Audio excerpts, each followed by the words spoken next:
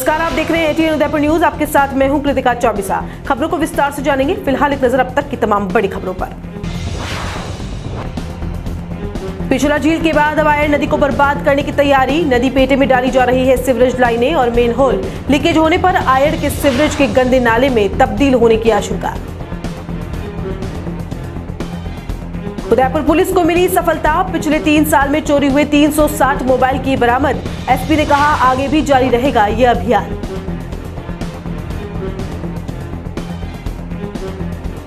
उदयपुर में मुख्यमंत्री जन आवास योजना का लाभ नहीं मिल रहा है लाभार्थियों को। हाईकोर्ट में लगी याचिका में सुनवाई के बाद कोर्ट ने जिला कलेक्टर और यूआईटी सचिव को किया तलब। और वल्लभनगर विधानसभा में उपचुनाव की तैयारियां हुई शुरू। एसडीएम ने मतदान केंद्रों का किया दौरा। अधीनस्थ अधिकारियों को दिए आवश्यक दिशा निर्देश। और अब खबरें विस्तार से। कहते हैं लम्हों की खताएं सदियों तक भुगतनी पड़ती है। शहर की लाइफलाइन कही जाने वाले हमारी पिछोला झील के साथ भी कुछ ऐसा ही हुआ है और आने वाले दिनों में यही हश्र आयर नदी का भी हो सकता है। दरअसल जो झील पेटे में सीवरेज लाइन डाले जाने की जो गलती 15 साल पहले की गई थी, वो ही अब आयर नदी में दोहराई जा रही है। झीलों को बुरा हश्र देखने के बाद भी सीवरेज योजना के तहत आयर नदी में सीवरेज की लाइन और इसके सैकड़ों मेन होल बना दिए गए हैं, जो आने वाले समय में नदी के साथ ही आम लोगों के लिए भी परेशानी का सबब बन सकते हैं। पिछोला झील में करीब 15 साल पहले करोड़ों की लागत से सीवरेज लाइनें डाली गई थी। तकनीकी खामियां रखते हुए सीवरेज लाइन के मेन होल झील के बीच में बना दिए गए थे। कुछ ही साल में सीवरेज लाइनों और मेन होल में लीकेज की समस्या सामने आई और झील में गंदगी समाहित होने की समस्या चिरस्थायी बन गई। यूआईटी और नगर निगम द्वारा झील में गंदगी समाहित होने की समस्या के समाधान के लिए अब तक करोड़ों रुपए खर्च किए जा चुके हैं, लेकिन सीवरेज की समस्या आज भी झीलों के लिए नासूर बनी हुई है। रविवार को जब कलेक्टर ने पिछोला का दौरा किया तो वे भी आश्चर्य में पड़ गए और उन्होंने पिछोला में सीवरेज के लीकेज की समस्या के समाधान के त्वरित आदेश दिए। कलेक्टर के आदेश पिछोला के भले के लिए कितने कारगर साबित होंगे यह तो भविष्य में ही पता चलेगा, लेकिन सबसे बड़ा आश्चर्य तो यह है कि झील में सीवरेज की समस्या का हल सामने होने के बावजूद अधिकारियों ने कोई सबक नहीं लिया। इसका प्रत्यक्ष प्रमाण आयर नदी है। नदी के पेटे में सीवरेज लाइनें और मेन होल डाले जाने की गलती को दोहराया जा रहा है। सीवरेज योजना के तहत पूला से लेकर एकलिंगपुरा तक आयर नदी के पेटे में सैकड़ों मेन होल डाल दिए गए हैं, जिनमें आने वाले समय में झीलों की तरह ही लीकेज की समस्या होने की पूरी आशंका है। यदि ऐसा हुआ तो ये तय है कि एक दिन आयर नदी भी सीवरेज का गंदा नाला बनकर रह जाएगी। शहर की लाइफलाइन कही जाने वाली पिछोला झील में तकनीकी पहलुओं को दरकिनार कर डाली गई सीवरेज लाइन अब नासूर बन गई है। इसका हश्र हम काफ़ी समय से देख रहे हैं। झील में सीवरेज का लगातार रिसाव हो रहा है और यही गलती अब दोबारा आयर नदी में दोहराई जा रही है। दरअसल शहर में करोड़ों की योजना से चल रहे सीवरेज लाइन के काम के तहत आयर नदी में भी सीवरेज लाइन और मेन होल पिछोला झील की तरह ही डाल दिए गए हैं। इसमें कोई आशंका नहीं है कि आने वाले समय में आयर नदी में भी यह सीवरेज लाइन और मेन होल में लीकेज की समस्या आ सकती है और सारी गंदगी आयर नदी में समाहित हो सकती है। पूरा प्रशासन, पूरी नगरपालिका और यूआईटी और बड़े बड़े इंजीनियर्स ने इन सारे पहलुओं को दरकिनार किया है कि आयर नदी में अगर सीवरेज का मेन होल निकाले जाएंगे तो पिछोला झील की तरह, शहर की झीलों की तरह उसमें भी समस्या आ सकती है। ऐसा कोई भी पहलू ध्यान में रखा नहीं गया है और अभी तक पुला से लेकर एकलिंगपुरा तक आयर नदी पेटे में सैकड़ों सीवरेज के मेन होल डाल दिए गए हैं। अभी हालांकि सीवरेज के मेन होल से सीवरेज बहना शुरू नहीं हुआ है और इस तकनीकी खामी को दूर किया जा सकता है। चूँकि गत दिवस कलेक्टर चेतन देवड़ा ने पिछोला झील का दौरा करके सीवरेज की समस्या को गंभीरता से लिया और पिछोला में डाला जाना इसको कहीं ना कहीं गलत माना है प्रशासन ने और इसकी समस्या का त्वरित समाधान के जो आदेश दिए हैं। इसी तरह आयर नदी से जो लाइन निकाली जा रही है, सीवरेज की लाइन और मेन होल निकाले जा रहे हैं, उसको लेकर भी प्रशासन गंभीरता से लेकर कार्रवाई करे और इसके तकनीकी पहलुओं पर विचार करे, उसके बाद ही लाइन शुरू करे तो शायद आयर नदी जिसको वेनिस बनाने के सपने जनप्रतिनिधियों और प्रशासन द्वारा देखे जाते रहे हैं उसे बचाया जा सकता है। एटीएन उदयपुर न्यूज़ के लिए प्रमोद गौड़। आयर नदी में जो सीवरेज लाइन डाली जा रही है, जिस तरह में जिलों में जो गलती की गई, कहीं ये गलती फिर न दोहराई जारी हो। आयर नदी में यदि किसी तरह से बाढ़ अगर आ जाती है और ये सीवर टैंक अगर बह जाएंगे तो एक विनाश लीला सामने आएगी हमारे सामने। इस पर अधिकारियों को सबको विचार करना चाहिए कि क्या ये उचित है कि आयर नदी के अंदर जो हमारे उदय सागर का एक कैचमेंट एरिया है, उस कैचमेंट एरिया के अंदर इस तरह से सीवर लाइन डालना क्या उचित है, यदि नहीं है तो जो डाली गई है उसको भी बाहर निकालने का काम किया जाना चाहिए। तेज शंकर पालीवाल, सदस्य झील विकास प्राधिकरण उदयपुर। अब जबकि कलेक्टर ने झीलों में सीवरेज की समस्या को गंभीरता से लिया है और त्वरित समाधान के आदेश दिए हैं, तो यह भी देखना होगा कि आयड़ नदी के पेटे में डाली जा रही सीवरेज लाइनों और सीवरेज मेन होल के मामले को लेकर कितनी गंभीरता से लेते हैं। हालांकि आयड़ नदी में सीवरेज लाइन और मेन होल डाले जाने का 70% काम पूरा हो चुका है, लेकिन लाइन अभी शुरू नहीं हुई है। ऐसे में समय पर सीवरेज लाइन और मेन होल को पेटे से बाहर कर कम से कम आयड़ नदी को तो बचाया ही जा सकता है। शहर की पिछोला झील में नासूर बन चुकी सीवरेज लाइनों से लीकेज की समस्या को कलेक्टर ने गंभीरता से लिया है। कलेक्टर ने रविवार को पिछोला क्षेत्र का दौरा करते हुए नगर निगम को झील में सीवरेज की गंदगी जाने की समस्या का स्थायी समाधान करने के आदेश दिए। जानकारी के अनुसार कलेक्टर ने इस संबंध में नगर निगम से 8 दिनों में संपूर्ण रिपोर्ट मांगी है। इधर पिछोला में सीवरेज के रिसाव की समस्या के संबंध में झील प्रेमियों का कहना है कि कई सालों से प्रशासन और नगर निगम का झील में सीवरेज की समस्या की ओर ध्यान आकर्षित करवाया जा रहा है, लेकिन आज तक स्थायी समाधान नहीं हुआ है। आपको बता दें कि ATN उदयपुर न्यूज ने भी पिछोला में सीवरेज की समस्या की ओर प्रशासन का ध्यान आकर्षित किया था। इसके बाद रविवार को कलेक्टर ने झील क्षेत्र का दौरा कर स्थिति का जायजा लिया और आवश्यक दिशा निर्देश दिए। पिछले 25 दिनों से करीब ये सीवरेज लाइन की चौक होने की वजह से फ्लो नहीं बन रहा। फ्लो नहीं बनने की वजह से क्या हो रहा है, सारा पानी झील के अंदर जा रहा है, मलमूत्र झील के अंदर जा रहा है। पास के जो खेत हैं उन खेतों के अंदर भी मलमूत्र भरा गया है, जिससे ग्राउंड वाटर हमारा ख़राब हो रहा है। दूसरा ये कि इनके पास साधन नहीं है, क्योंकि सुरक्षा साधन के बिना सरकार का आदेश है बीच में मेन होल में उतरना नहीं है।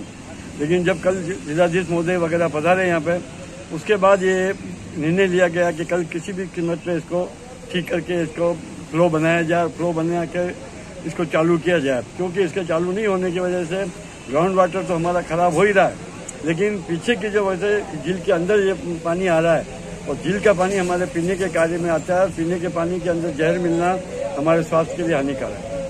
उदयपुर में पुलिस ने बड़ी सफलता हासिल करते हुए पिछले 3 साल में चोरी हुए 360 मोबाइल को बरामद कर लिया है।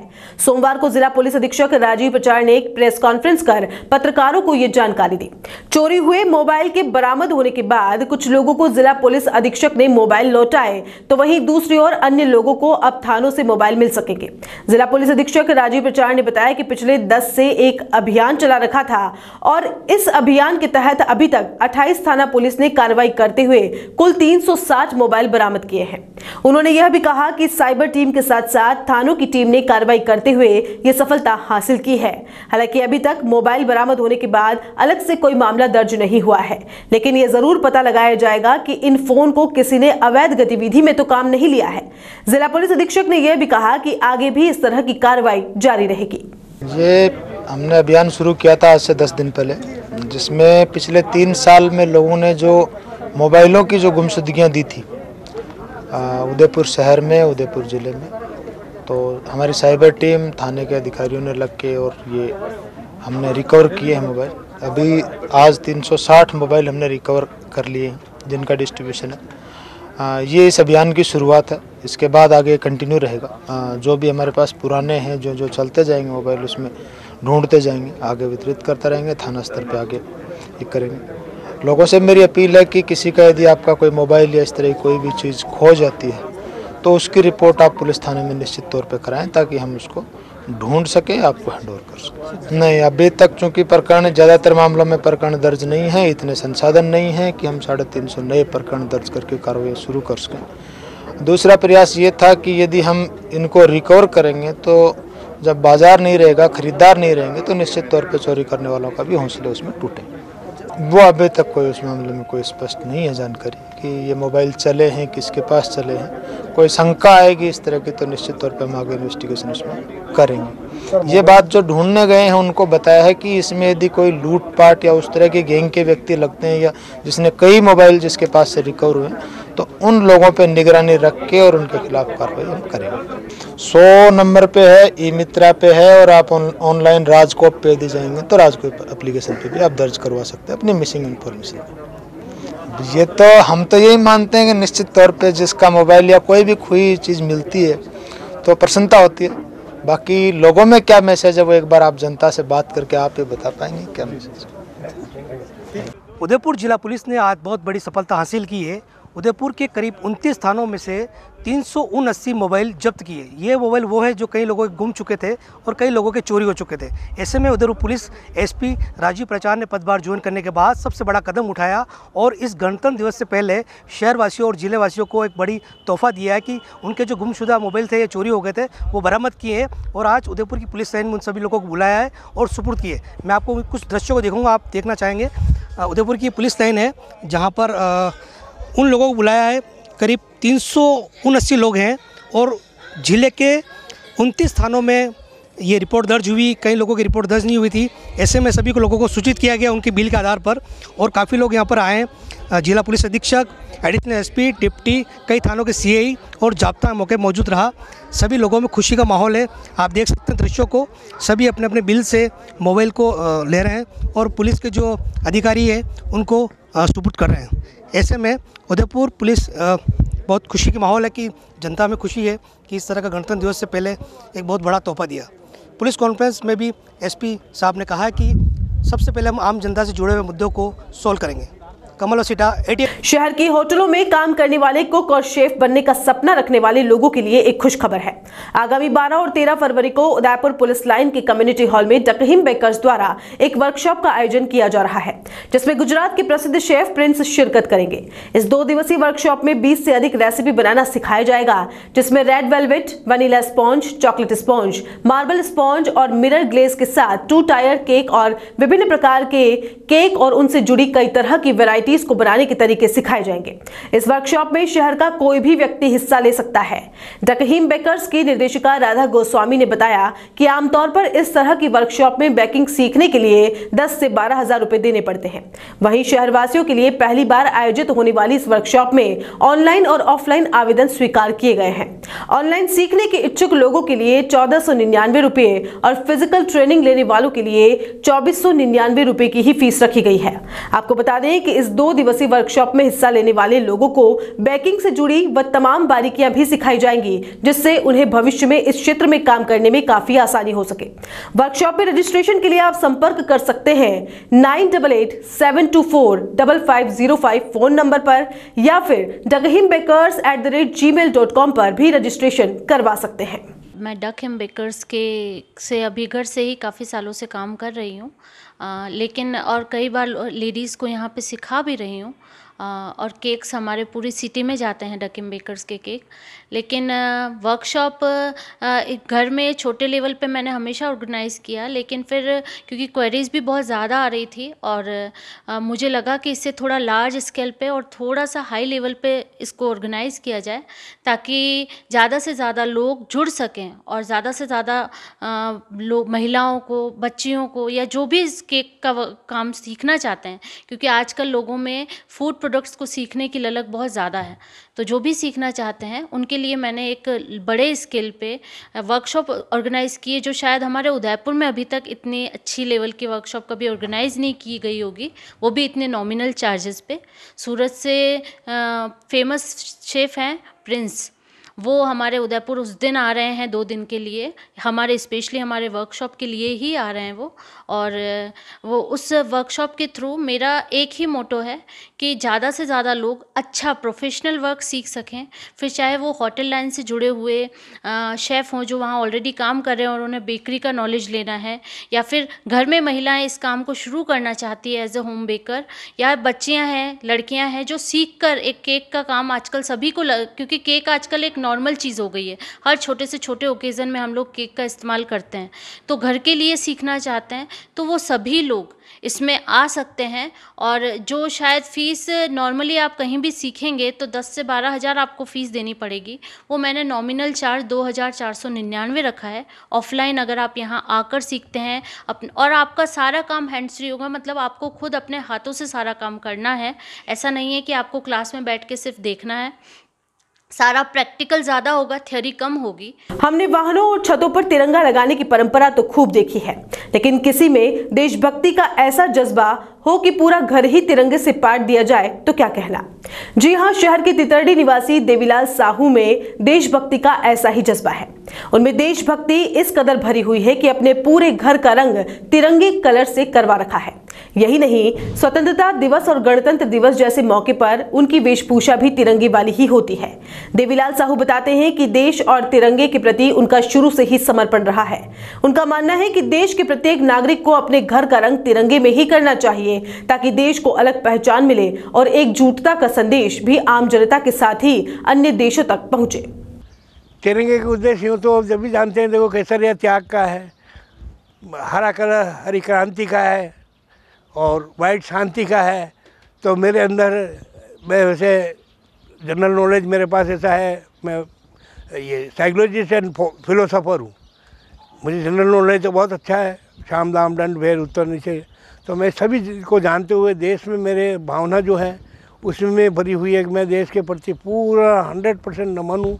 बस मुझे आगे और सेवा करने का मौका मिला तो मैं इस कलर में ही मेरे अपने आप को निरूपण करके इसमें अपनी भावनाएं व्यक्त कर रहा हूँ और मेरा जीवन पूरा कर रहा हूँ।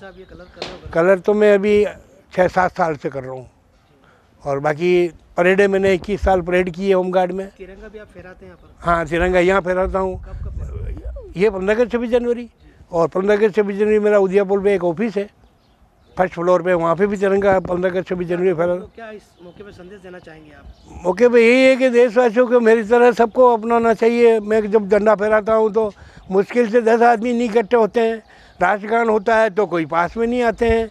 ये तो देश की हालत है, देश के लोगों की क्या मतलब क्या हो गया उनको कहता हूँ समझो इस बात को कि देश क्या चीज़ है और देश के लिए जितना करो। लोग तो बॉर्डरों पे नहीं जो जान दे रहे हैं अपनी, और अपने एक देश के अंदर रहकर छोटा सा काम नहीं कर सकते।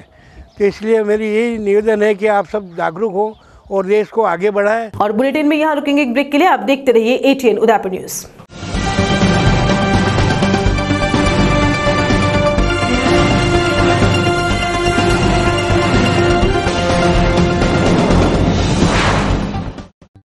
Sir Padampat Singhania University offers exclusive courses in the School of Engineering and School of Management for the students to learn, grow and develop in various technological and managerial fields. The university offers paid internships and final placements at high salary packages in top companies of India and abroad to all the students. Be a part of India's leading university to achieve professional excellence in the field of engineering and management.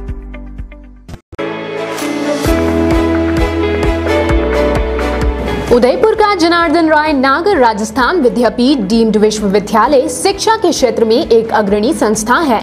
इसकी स्थापना ख्यातनाम शिक्षाविद मनीषी पंडित जनार्दन राय नागर द्वारा वर्ष 1937 में की थी। वर्तमान में यहाँ पर science, commerce, arts, law, physical, computer science, IT के साथ साथ मेडिकल में होम्योपैथी एवं फिजियोथेरेपी के कोर्स चल रहे हैं। इसके अलावा कई तकनीकी कोर्स संचालित होने से हजारों छात्र छात्राओं का भविष्य उज्जवल हो रहा है। विश्वविद्यालय के कुलपति प्रोफेसर SS सारंगदेवोत को विशिष्ट कार्यों हेतु भारत सरकार के रक्षा मंत्रालय की ओर से कर्नल उपाधि प्रदान की गई है। कुलपति के अथक प्रयासों से विश्वविद्यालय को नेक से A ग्रेड मिली है। एडमिशन के लिए संपर्क करें प्रताप नगर के समीप विश्वविद्यालय परिसर में, जहां पर सभी प्रकार के कोर्स के बारे में संपूर्ण जानकारी के साथ छात्र छात्राओं के भविष्य को ध्यान में रखकर दिया जाता है निशुल्क परामर्श। Craving for something delicious? Want to devour your cravings? तो अभी ऑर्डर करें 2020 फूड किचन से, जहां हाइजीन के साथ साथ रखा जाता है आपकी सेहत का पूरा ख्याल।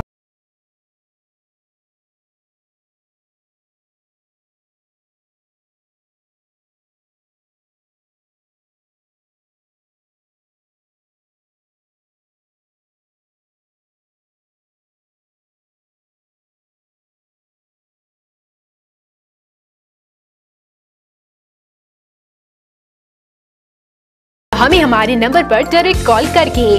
हमारा कॉन्टैक्ट नंबर है 8686142020। Order now 2020 the food kitchen.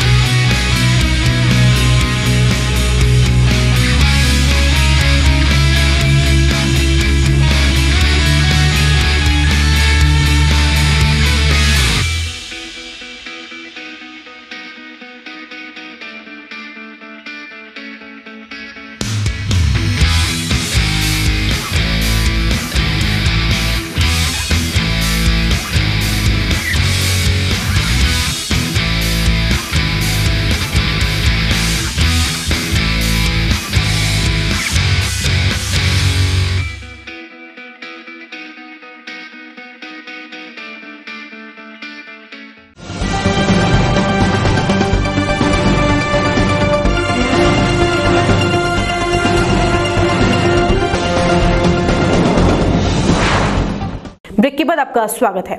Udaipur नगर विकास प्रन्यास द्वारा कम आय वाले लोगों को मकान देने की योजना में राशि जमा करा चुके लोगों को अभी तक मकान नहीं मिलने से हाईकोर्ट की शरण लेने वाले लोगों की याचिका सुनवाई करते हुए हाईकोर्ट ने जिला कलेक्टर और यूआईटी सचिव को कोर्ट में तलब किया है।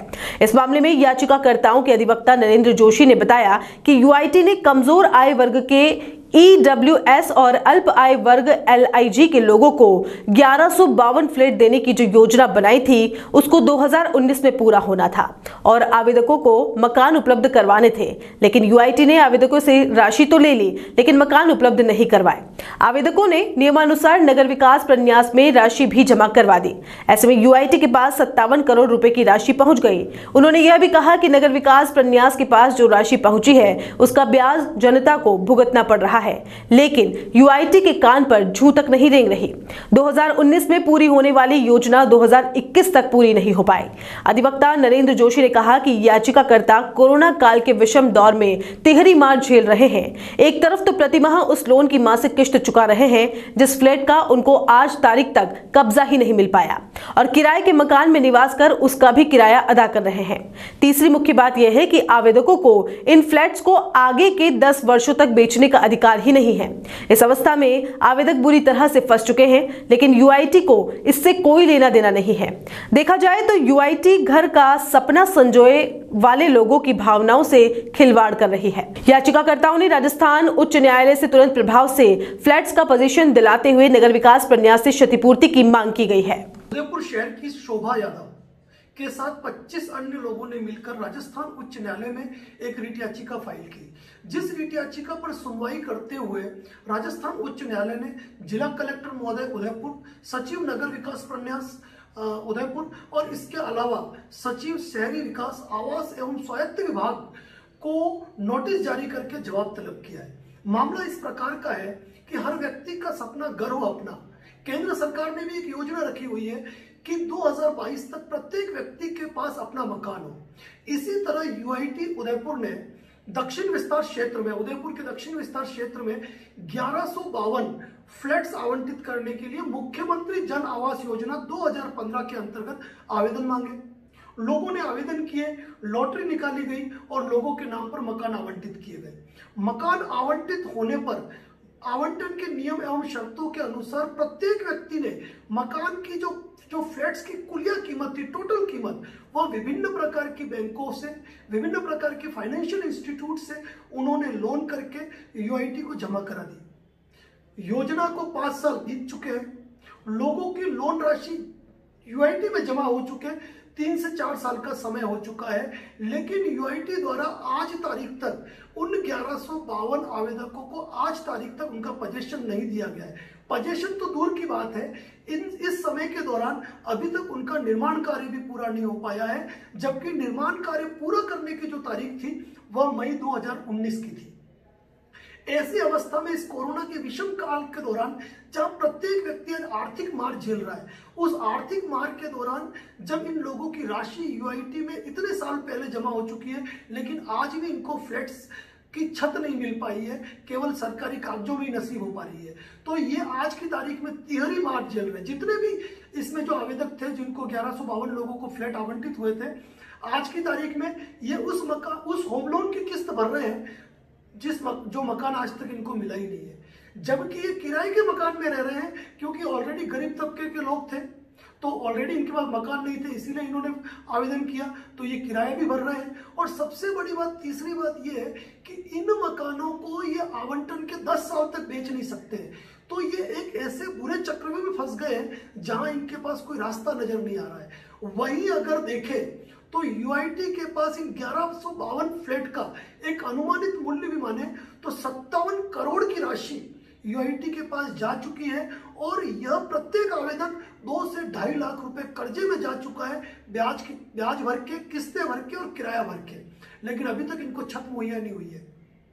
यूआईटी के कई सारे चक्कर काट दिए, जब वहां से कोई समाधान नहीं मिला तो जिला कलेक्टर महोदय को सामने भी इन्होंने गुहार लगा दी, लेकिन जिला कलेक्टर महोदय के सामने गुहार लगाने पर भी जब कोई इनके पक्ष में कोई इनको रिलीफ नहीं मिली, तो इन्होंने राजस्थान उच्च न्यायालय में 25 लोगों ने मिलकर राजस्थान उच्च न्यायालय में इस बाबत रिट याचिका पेश की कि इनको फ्लैट्स के पोजेशन दिलाई जाए और साथ ही इनको जो क्षतिपूर्ति हुई है वो क्षतिपूर्ति इनको दिलाई जाए। इस अवस्था में राजस्थान उच्च न्यायालय ने इस मामले पर संज्ञान लेते हुए जिला कलेक्टर महोदय उदयपुर को, नगर विकास प्रन्यास सचिव महोदय को और शहरी विकास मंत्रालय जो कि जयपुर है उनको नोटिस जारी करके जवाब तलब किया है।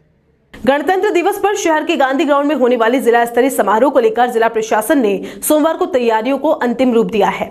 जिला स्तरीय गणतंत्र दिवस समारोह में जिला प्रभारी सेवक प्रताप सिंह खाचरियावास ध्वजारोहण करेंगे। इसके बाद खाचरियावास परेड का निरीक्षण भी करेंगे।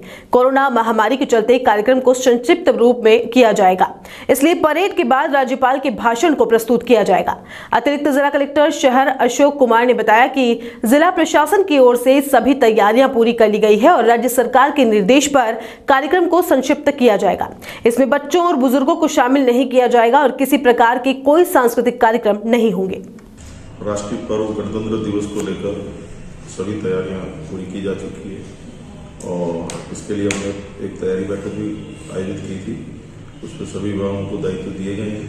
कल गणतंत्र दिवस के दिन सवेरे 9:05 पर माननीय प्रभारी मंत्री महोदय श्री खाचरियावास साहब पधारेंगे और वो ध्वजारोहण करेंगे। ध्वजारोहण के पश्चात परेड का निरीक्षण करेंगे और उसके बाद महामहिम राज्यपाल महोदय का संदेश का पाठन होगा जो हमारे अतिरिक्त कलेक्टर प्रशासन करेंगे और उसके बाद राष्ट्रगान के साथ कार्यक्रम का समापन होगा। कोविड-19 को देखते हुए राज्य सरकार की जो गाइडलाइन थी उसके तहत इस कार्यक्रम में बुजुर्गों और बच्चों को आमंत्रित नहीं किया जा रहा है और न ही सम्मान समारोह आयोजित किया जा रहा है। सोशल डिस्टेंसिंग की का ध्यान रखा जा रहा है और सैनिटाइजर और पर्याप्त व्यवस्थाएं की जा रही है। तो इस कार्यक्रम को संक्षिप्त रखा गया है। साथ ही मेडिकल और हेल्थ डिपार्टमेंट की तरफ से कोविड-19 के संबंध में और जो टीका है उसके संबंध में, टीकाकरण के संबंध में जागरूकता के लिए एक झांकी का भी प्रदर्शन है वो जो हमारा संवाद स्तरीय कार्यक्रम उसमें किया जाएगा। सड़क हादसों में घायल होने वाले लोगों की सहायता के लिए कार्य करने वाले आधार फाउंडेशन के उत्कृष्ट कार्य के लिए फाउंडेशन को केंद्रीय रक्षा सेवक राजनाथ सिंह और केंद्रीय सड़क एवं परिवहन सेवक नितिन गडकरी ने सम्मानित किया था। इस सम्मान के बाद फाउंडेशन की ओर से तैयार किए गए पोस्टर का सोमवार को आईजी सत्यवीर सिंह ने विमोचन किया। इस मौके पर जिला पुलिस अधीक्षक राजीव प्रचार और डीटीओ कल्पना शर्मा मौजूद रहे। इस मौके पर फाउंडेशन के संस्थापक नारायण चौधरी ने सभी का आभार व्यक्त किया। आज हमने ये आधार फाउंडेशन की तरफ से गुड समैरिटन पोस्टर का विमोचन किया है, जिसके अंदर हमने ये देखा है कि दुर्घटना में आम व्यक्ति, दुर्घटनाग्रस्त व्यक्ति की मदद नहीं करता है, जबकि वो हमेशा इस पड़पन से दूर भागता है कि पुलिस पड़पच होगी, कोई पूछेगा, कोई हमारे पास इंक्वायरी होगी। तो लोगों को इस डर से भगाने हेतु हमने गुड समैरिटन पोस्टर का विमोचन किया है, जिसके अंदर आम जन से ये अपील की गई है कि अगर आप दुर्घटना में घायल व्यक्ति को मदद करते हैं तो न कोई पुलिस पड़पच होगी, न पूछताछ होगी, न आपके ऊपर कोई ऐसा क्राइम, जुर्म जो अभी तक आपके मन में डर था। आप दुर्घटना में घायल व्यक्ति की मदद करने हेतु तत्पर रहें, आगे रहें, क्योंकि दुर्घटना में घायल व्यक्ति के लिए फर्स्ट 1 घंटा गोल्डन आवर्स होता है। उस 1 घंटे में अगर हम उसको मदद कर पाएँ तो हम दुर्घटनाग्रस्त घायल व्यक्ति की जान बचा सकते हैं। तो एक आम व्यक्ति में जो भय है उस भय को दूर करने के लिए हमने इस पोस्टर का विमोचन किया है, ताकि लोगों में भय दूर रहे और दुर्घटनाग्रस्त घायल व्यक्ति को तुरंत उपचार मिल जाए। आम आदमी को ये निवेदन करना चाहता हूँ कि सड़क सुरक्षा के जो उपाय हैं उनका वो पालन करें, नियमों का पालन करें और खुद की जान और दूसरे व्यक्ति की जान को बचाने की दिशा के अंदर ये एक पुनीत काम अगर हम जिस रूप में भी करते हैं वो सराहनीय प्रयास हमें करते रहना चाहिए। आधार फाउंडेशन की तरफ से जो प्रयास किए जा रहे हैं मैं इनकी सराहना करता हूँ। इसी तरह से पुलिस, रोड इंजीनियरिंग से संबंधित डिपार्टमेंट में PWD, ट्रांसपोर्ट प्रशासन, सभी लोगों के समेकित प्रयास से सड़क सुरक्षा माह बहुत अच्छे से मनाया जाएगा और आम आदमी हमें इस दिशा के अंदर मदद भी करे और इस दिशा में जो पहल की जा रही है उन पहल का आम आदमी तक पहुंचाने की दिशा के अंदर काम भी करे, ये हमारी इच्छा है। उदयपुर में पिछले 3 दिनों से सर्दी का प्रकोप बढ़ गया है। सर्दी बढ़ जाने से सुबह और शाम लोगों को परेशानी का सामना करना पड़ रहा है। ठिठुरन बढ़ जाने से सुबह कोहरा हो जाता है, जिससे वाहन चालकों को परेशानी का सामना करना पड़ रहा है, तो दूसरी ओर शीतलहर से दोपहर में लोग धूप सेवन कर रहे हैं। मौसम विशेषज्ञ एनएस राठौड़ की माने तो उत्तरी हिमालय, जम्मू कश्मीर और उत्तराखंड में बर्फबारी होने से उसका असर दक्षिणी राजस्थान पर भी आया है। उदयपुर और आसपास के क्षेत्र में तेज हवा चल रही है। ऐसे में आने वाले 2 से 3 दिनों में सर्दी और बढ़ सकती है। पिछले लगभग 3 दिनों से उत्तरी और पश्चिमी हिमालय के अंदर जो हिमपात हुआ, विशेष रूप से जम्मू कश्मीर, हिमाचल प्रदेश, उत्तराखंड के अंदर जो हिमपात हुआ, उसका असर अब देखने को मिला है, जिसकी वजह से उत्तर पूर्व से जो पवनें आ रही है हिमालय से, वो ठंडी पवनें और राजस्थान में आकर उतर रही है। इस वजह से उसका असर उदयपुर से मेवाड़ के पूरे संभाग के ऊपर पड़ा है, और जिसकी वजह से आज का तापमान लगभग 7 डिग्री के आसपास आज अंकित किया गया, और ये आगे लगभग 48 घंटे तक यही स्थिति रहेगी। और ये जो सर्दी है उसका सबसे बड़ा कारण है कि जो पिछले 3 दिन से पश्चिमी विक्षोभ सक्रिय हुआ, और उसके कारण इस ठंड बढ़ी है, और आगे भी इसका ठंड का कम से कम 48 घंटे इसका प्रभाव रहेगा। और यहाँ एक बार फिर से रुकेंगे एक छोटे से ब्रेक के लिए। ब्रेक के बाद हाजिर होते हैं कुछ और खबरों के साथ।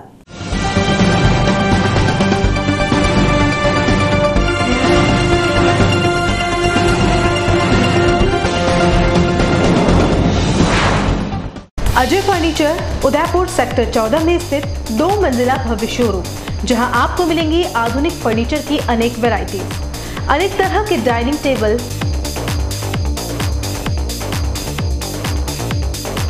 सोफा सेट,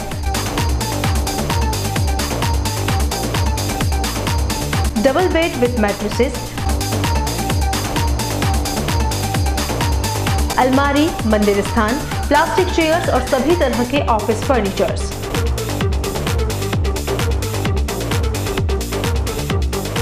अपना घर सजाने के लिए कैश की चिंता छोड़ दीजिए। अजय फर्नीचर और बजाज एवं HDFC बैंक साथ लेकर आए हैं 0% डाउन पेमेंट और 0 ब्याज और बिना किसी प्रोसेसिंग फीस के आसान ऋण योजना। हॉस्पिटल, होटल्स, कॉलेज, कॉर्पोरेट और सभी तरह के गवर्नमेंट और नॉन गवर्नमेंट इंस्टीट्यूट्स पर फर्नीचरों के विशेषज्ञ। नवरात्रि, दिवाली विशेष ऑफर्स, 4 प्लास्टिक चेयर्स के साथ 1 टेबल फ्री, सोफा सेट के साथ centre table free. Corona warriors के लिए विशेष डिस्काउंट। एक बार पधार कर सेवा का मौका अवश्य दें। एक्सचेंज ऑफर, पुराना फर्नीचर लाइए और नया फर्नीचर ले जाइए। सिर्फ 24 घंटे में अपनी मनचाही डिजाइन और अपना मनपसंद कपड़ा लगवाकर सोफा बनवाइए। Address D1 year community centre, sector 14, हिरन मगरी, उदयपुर। कॉलर्स 8233206262। हर एक का सपना होता है अपना घर, और वही सपना अब सच होगा ज्ञानेश बिल्डर के साथ। ज्ञानेश बिल्डर लाए आपके लिए शांत, सुरम्य और प्राकृतिक वातावरण में 23,30,000 की लागत से आपके अपने सपनों का घर। प्रधानमंत्री आवास योजना के अंतर्गत 2,70,000 की छूट, free parking, modular kitchen, tubelight, fan, POP fall ceiling, lift with silent generator. तो फिर अब किराए के घर में क्यों रहना? आज ही विजिट करें royal orchid near GBH hospital, Pratapnagar, Udaipur. Call 9352525017, 9829592574।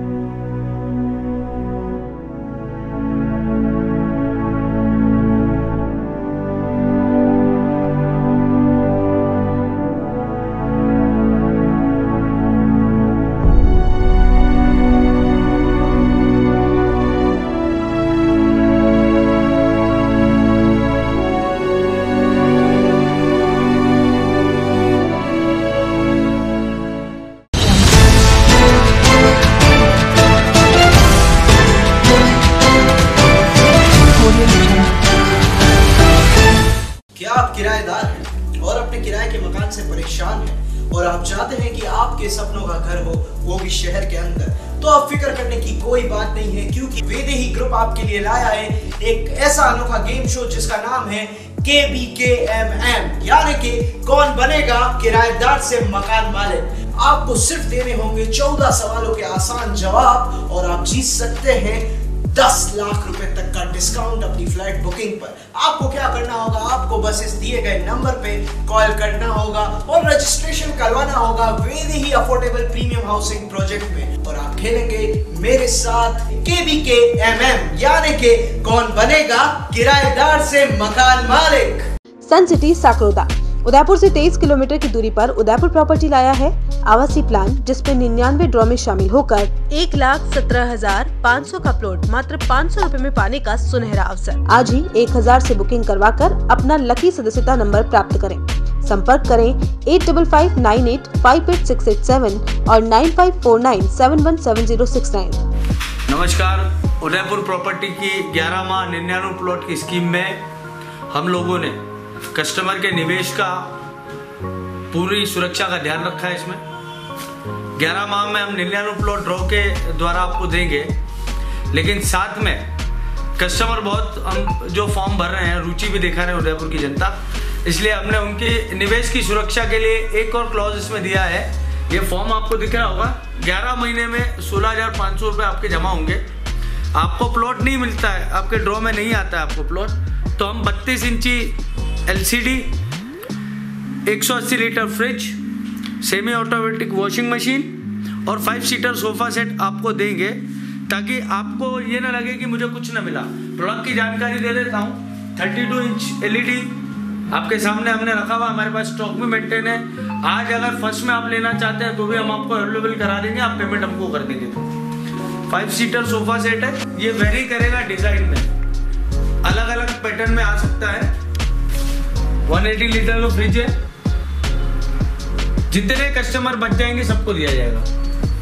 Semi automatic washing machine है, इसमें कंपनी वेरी कर सकती है, लेकिन हम ब्रांडेड आइटम में आपको देंगे। धन्यवाद, जुड़िए उदयपुर प्रॉपर्टी की 11 माह 99 प्लॉट ड्रॉ स्कीम सन सिटी साकरोदा से। ऑफिस 212 द्वितीय मंजिल समृद्धि कॉम्प्लेक्स, अपोजिट कृषि मंडी फ्रंट गेट, रेती स्टैंड, उदयपुर।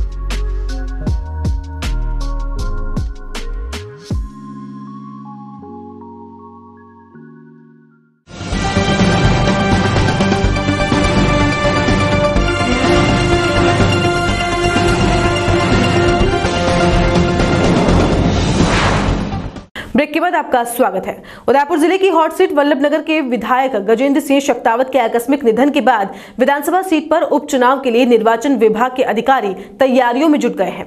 विधानसभा क्षेत्र में 283 मतदान केंद्रों पर कोविड-19 की गाइडलाइंस के अनुसार 1000 से अधिक मतदाताओं वाले मतदान केंद्रों पर सहायक मतदान केंद्र स्थापित करने के निर्देश राज्य निर्वाचन आयोग द्वारा दिए गए हैं, जिस पर वल्लभनगर विधानसभा के निर्वाचक रजिस्ट्रीकरण अधिकारी मयंक मनीष ने 1000 से अधिक मतदाताओं वाले मतदान केंद्रों का निरीक्षण कर सहायक मतदान केंद्र स्थापित करने की कार्रवाई प्रारंभ की।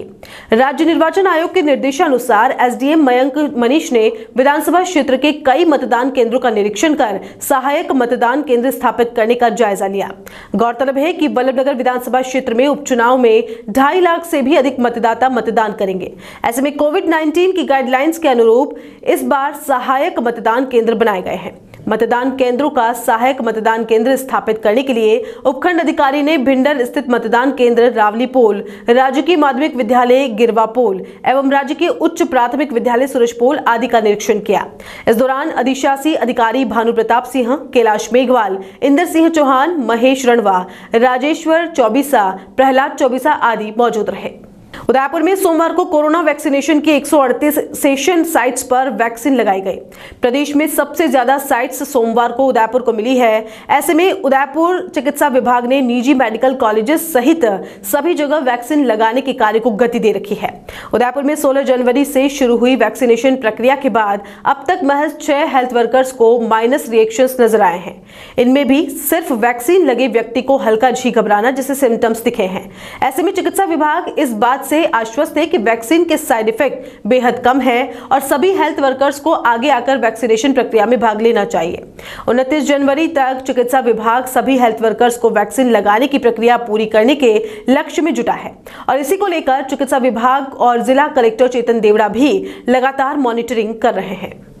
शुरुआती दौर में जैसे कि सरकार के निर्देश प्राप्त हुए थे, हमको 16 तारीख से 31 तारीख तक 9 सेशन पूरे जिले में करना था।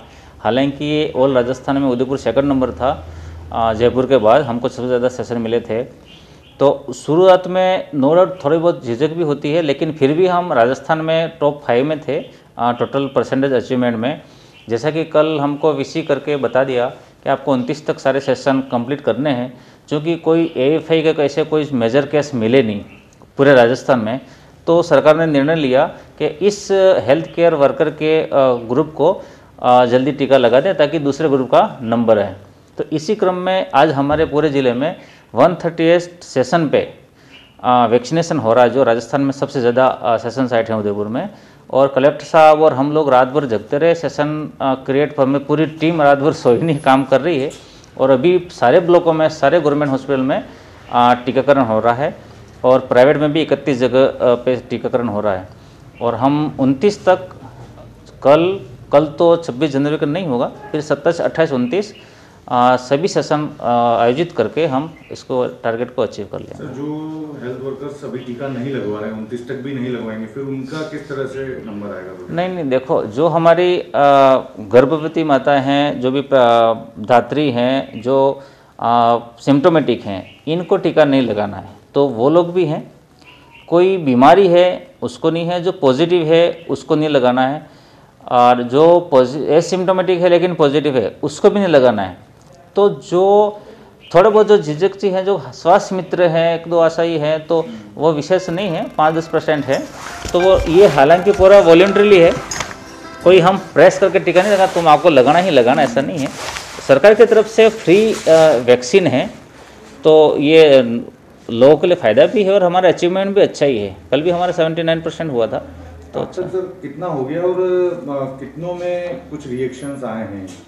अभी तक हमारे 16 तारीख से अभी तक 6 जनों में माइनर AFI था, माइनर रिएक्शन था। किसी को उल्टी हुई, किसी को चक्कर आया, तो वो वहीं का वहीं ट्रीट कर दिया था। कोई मेजर ऐसा नहीं था कि उसको रेफ़र करना पड़ा या एम्बुलेंस से शिफ्ट करना पड़ा या हम सब दौड़ा दौड़ी हो गए, ऐसा कुछ नहीं था। हल्का फुल्का था। पूरे ज़िले में अब तक 6 ही था। कल 27 जगह पे सेशन साइट था, तो कल भी एक भी AFI नहीं था। कुछ सेकंड फेज की गाइडलाइन मिली, आगे किस तरह से होगा 29 तारीख बाद में? देखो, 29 तारीख के बाद जैसे ही हमको इंस्ट्रक्शन मिलते हैं तो हेल्थ फ्रंटलाइन वर्कर उनको टीकाकरण चालू कर देंगे। जिस तरह से ग्रुप है, हेल्थ केयर वर्कर का फर्स्ट ग्रुप है, फ्रंटलाइन वर्कर का सेकंड है, फिर अबव 50 ईयर का थर्ड है और बिलो 50 ईयर का विथ कोमोबिलिटी फोर्थ ग्रुप है। तो उसके अनुसार ही हम। उदयपुर में राजस्थान शिक्षक संघ प्रगतिशील की देहात शाखा ने महामहिम राष्ट्रपति के नाम जिला कलेक्टर को ज्ञापन सौंपा और दिल्ली में चल रहे किसान आंदोलन का समर्थन करते हुए किसानों की मांगों को पूरा करने की बात कही। राजस्थान शिक्षक संघ प्रगतिशील की ओर से सौंपे गए ज्ञापन के बाद संघ के सदस्यों ने बताया कि केंद्र सरकार किसानों की मांगों पर ध्यान नहीं दे रही है, जबकि किसानों के लिए केंद्र सरकार की ओर से पारित किए गए बिल किसान हित में नहीं है, लेकिन सरकार अपनी हठधर्मिता के चलते किसानों का अहित कर रही है। दिल्ली में पिछले 2 माह से चल रहे किसान आंदोलन के समर्थन में उदयपुर जिला कलेक्टर को ये ज्ञापन दिया है उनके समर्थन में। जो किसान पिछले 2 माह से अपनी मांगों के लिए आंदोलनरत हैं और सरकार, जो केंद्र सरकार है, वो अपनी हठधर्मिता के कारण किसानों की मांगें नहीं सुन रही है और बार बार समझौते की बात कर रही है, लेकिन किसानों के जो हक की बात है और उसको नहीं मानते हुए सरकार उस आंदोलन को कुचलना चाहती है। उसके समर्थन में, किसानों के उस आंदोलन के समर्थन में राजस्थान शिक्षक संघ प्रगतिशील उनके समर्थन में ये समर्थन देता है और ये ज्ञापन दिया है। सलूमगढ़ नगरपालिका चुनाव को लेकर बिसात बिछ चुकी है। भाजपा लगातार 7वीं बार अपना बोर्ड बनाने की तैयारी में जुटी हुई है, तो कांग्रेस भाजपा से परंपरागत बोर्ड छीनने के लिए पूरा दमखम लगा रही है। वहीं कुछ वार्डों में टिकट कटने से नाराज निर्दलियों ने पार्टी प्रत्याशियों के नाक में दम कर दिया है। हालांकि निर्दलीय प्रत्याशियों से भाजपा को भारी नुकसान होता दिख रहा है, वहीं कांग्रेस के लिए एक निर्दलीय भारी पड़ता लग रहा है। इस बीच उदयपुर सांसद, पूर्व जिला प्रमुख, पार्टी अध्यक्षों और पूर्व पालिका अध्यक्ष और और पार्षदों सहित कई लोगों की प्रतिष्ठा दांव पर लगी हुई है। जानिए सलूम्बर के निकाय चुनाव में किन की प्रतिष्ठा लगी है दांव पर। लगातार 30 सालों से निकाय पर काबिज बीजेपी के नगर मंडल अध्यक्ष डॉक्टर लव व्यास पहली बार चुनाव लड़ रहे हैं। व्यास बोर्ड अध्यक्ष की कुर्सी के प्रबल दावेदार हैं और अपने गृह वार्ड से दूर वार्ड 1 से चुनावी मैदान में उतरे हैं। इनका मुकाबला झुंझारू युवा अधिवक्ता कांग्रेस प्रत्याशी राम भरोसे पुरोहित से है। पुरोहित ने इसी वार्ड से पिछली बार भी चुनाव लड़ा था और चंद वोटों से ही चुके थे। ऐसे में कड़े मुकाबले में व्यास की प्रतिष्ठा दांव पर लगी है। सलूम्बर पालिका चुनाव में उदयपुर सांसद अर्जुन मीणा की साख पर भी दाव है। मीणा की पहली पत्नी मीना मसार बीजेपी से पार्षद का चुनाव लड़ रही हैं। एसटी आरक्षित वार्ड 13 में मीना का मुकाबला कांग्रेस के कन्हैया लाल से है। अर्जुन सलूम्बर से विधायक रह चुके हैं और अभी दूसरी बार सांसद हैं, जिससे अर्जुन को अपनी पत्नी को जिताकर साख बचाना जरूरी है। भाजपा ने टिकट वितरण में अधिकतम नए चेहरों को मौका दिया है और सिर्फ एक पूर्व पार्षद को वापस मौका दिया है। साल 2010 में पार्षद बने दिलीप खटीक को वार्ड 15 से चुनाव मैदान में उतारा है। खटीक को ये वार्ड जीतकर पार्टी के भरोसे को कायम रखना बड़ी चुनौती है। अब बात करते हैं कांग्रेस के दिग्गजों की। कांग्रेस से पूर्व जिला प्रमुख के पुत्र, स्वतंत्रता सेनानी के पौत्र, नगर अध्यक्ष सहित 4 पूर्व पार्षद चुनावी रण में भाग्य आजमा रहे हैं। कांग्रेस के पूर्व देहात जिलाध्यक्ष और जिला प्रमुख छगनलाल जैन के पुत्र नरेश जैन वार्ड 3 से प्रत्याशी हैं। सलूम्बर के स्वतंत्रता सेनानी ओकार लाल शास्त्री के परिवार से पहली बार कोई चुनाव मैदान में है। शास्त्री के पोते दिनेश मेवाड़ी ने कांग्रेस के टिकट से वार्ड 14 से ताल ठोकी है। नगर कांग्रेस कमेटी के अध्यक्ष लक्ष्मीकांत शर्मा पहली बार चुनाव लड़ रहे हैं और वार्ड 22 के प्रत्याशी हैं। इसी वार्ड से कांग्रेस के बागी हबीबुर रहमान जातिगत समीकरण बिगाड़ने की स्थिति में है। पूर्व पार्षदों की बात करें तो पालिका में नेता प्रतिपक्ष एडवोकेट अब्दुल रऊफ वार्ड 4 से तीसरी बार भाग्य आजमा रहे हैं। रऊफ 2 बार पार्षद रह चुके हैं और ये लगातार तीसरा चुनाव है। रऊफ की लड़ाई बीजेपी के साथ ही बीटीपी समर्थक निर्दलीय उम्मीदवार से भी है। इसी तरह निवर्तमान पार्षद अली असगर वार्ड 11 से चुनाव लड़ रहे हैं। साल 2010 में पार्षद रहे प्रद्युमन कोड़िया वार्ड 20 और प्रहलाद तेली वार्ड 10 से चुनावी मैदान में है। कोड़िया कांग्रेस से बोर्ड अध्यक्ष के प्रबल दावेदार हैं। तो ये थी प्रमुख राजनीतिक दल बीजेपी और कांग्रेस के दिग्गजों की स्थिति। अब नजर डालते हैं दोनों दलों पर, खासकर बीजेपी के नाक में दम करने वाले निर्दलीय उम्मीदवारों की। पालिका की कुल 25 वार्डों में से 11 वार्ड में निर्दलीय भी मैदान में है, मगर कुछ वार्डों को छोड़कर निर्दलीय उम्मीदवार मुकाबले से बाहर हैं।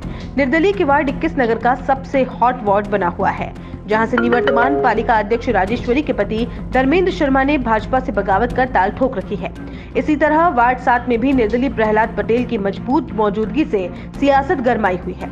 पटेल जिला बनाओ संघर्ष समिति और पर्यावरण संरक्षण समिति के जरिए चर्चा में रहते हैं और बीजेपी से टिकट नहीं मिलने से निर्दलीय के तौर पर चुनाव लड़ रहे हैं। वहीं वार्ड 22 में कांग्रेस से टिकट कटने के बाद हबीबुर रहमान बतौर निर्दलीय मैदान में है। इधर वार्ड 4 से शौकत नवाज की निर्दलीय के रूप में मौजूदगी दोनों पार्टियों के समीकरण बिगाड़ती दिख रही है। इस बीच जनता सेना के प्रदेश संगठन मंत्री और पूर्व पार्षद रामचंद्र सालवी वार्ड 25 से निर्दलीय चुनाव लड़ रहे हैं। इस तरह बीजेपी और कांग्रेस के साथ ही बगावत कर निर्दलीय के रूप में चुनाव लड़ रहे उम्मीदवारों की प्रतिष्ठा भी दांव पर है। ऐसे में 31 जनवरी को आने वाले पालिका चुनाव के नतीजे इन प्रतिष्ठित उम्मीदवारों का सियासी भविष्य भी तय करेंगे। वल्लभनगर क्षेत्र के रुंडेड़ा के बगरू स्टेडियम पर आयोजित 5 दिवसीय आरपीएल प्रतियोगिता में कुल 8 टीमों ने भाग लिया, जिसमें 4 टीमों ने सेमीफाइनल मुकाबले में प्रवेश किया। पहला प्लेऑफ मुकाबला भोलेनाथ सुपरमार्केट और वक्रांगी के बीच हुआ, जिसमें वक्रांगी ने जीतकर सीधे फाइनल में अपनी जगह बनाई। दूसरा प्लेऑफ सावरिया और श्रीनाथ ट्रेडिंग के बीच हुआ, जिसमें सावरिया विजेता रही। एलिमिनेटर मुकाबला सावरिया और भोलेनाथ के बीच हुआ, जिसमें सावरिया ने जीतकर फाइनल में प्रवेश किया। फाइनल मुकाबला सावरिया और वक्रांगी सेवा केंद्र के बीच हुआ। वक्रांगी ने टॉस जीतकर पहले बल्लेबाजी कर सावरिया के सामने 68 रनों का लक्ष्य रखा। सावरिया टीम ने 9 ओवर के रोमांचक मुकाबले में 5 विकेट गंवाकर लक्ष्य हासिल किया और आरपीएल सीजन 8 का खिताब अपने नाम किया। मैन ऑफ द मैच सावरिया के बल्लेबाज प्रदीप जाट रहे। और चलते चलते एक नजर अब तक की हेडलाइंस पर। पिछोला झील के बाद अब आयर नदी को बर्बाद करने की तैयारी। नदी पेटे में डाली जा रही है सीवरेज लाइनें और मेन होल लीकेज होने पर आयर के सीवरेज के गंदे नाले में तब्दील होने की आशंका।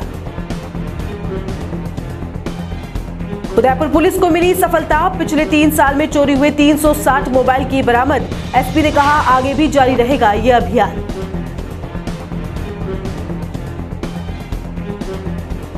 उदयपुर में मुख्यमंत्री जन आवास योजना का लाभ नहीं मिल रहा है लाभार्थियों को। हाईकोर्ट में लगी याचिका में सुनवाई के बाद कोर्ट ने जिला कलेक्टर और यूआईटी सचिव को किया तलब। और वल्लभनगर विधानसभा में उपचुनाव की तैयारियां हुई शुरू। एसडीएम ने मतदान केंद्रों का किया दौरा, अधीनस्थ अधिकारियों को दिए आवश्यक दिशा निर्देश। एटीएन उदयपुर न्यूज के इस बुलेटिन में फिलहाल इतना ही। शहर की तमाम हलचल से आपको आगे भी रूबरू करवाते रहेंगे। फिलहाल इजाजत दीजिए कृतिका चौबीसा को और खबरों के लिए देखते रहिए एटीएन उदयपुर न्यूज। नमस्कार।